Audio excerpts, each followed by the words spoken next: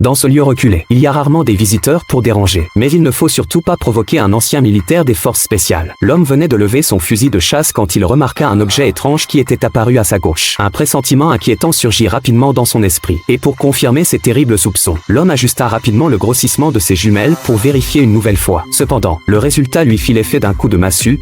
4 énormes objets cylindriques blancs étaient apparus autour de sa maison. Jacques reconnut immédiatement que ces équipements provenaient de brouilleurs de signal. Quand de tels dispositifs apparaissent, cela signifie qu'ils ont complètement perdu le contact avec l'extérieur. Jacques n'osa pas tarder et courut rapidement vers sa maison, tout en tirant des coups de feu en l'air pour donner l'alerte et prévenir sa famille que le danger approchait. À ce moment-là, un convoi de véhicules soulevant un nuage de poussière jaune fonçait vers eux à toute vitesse. Tous les hommes costauds dans les voitures étaient lourdement armés. Il était évident que le but de leur visite n'était pas une simple visite de courtoisie. Ils appartenaient à un groupe criminel tristement célèbre de la région, que même la police n'osait pas affronter directement. Étrangement, bien que leur adversaire ne soit qu'une seule personne cette fois, tous les voyous dans les voitures avaient le visage grave. Il semblait que le Jacques qu'ils devaient affronter n'était pas non plus un homme ordinaire. Il s'avéra que Jacques avait été un membre expérimenté des Navy SEALs avant sa retraite. Même si ces voyous étaient bien équipés et nombreux, ils étaient tous remplis de tension à cet instant. Les actions suivantes de Jacques confirmèrent que leurs inquiétudes étaient justifiées.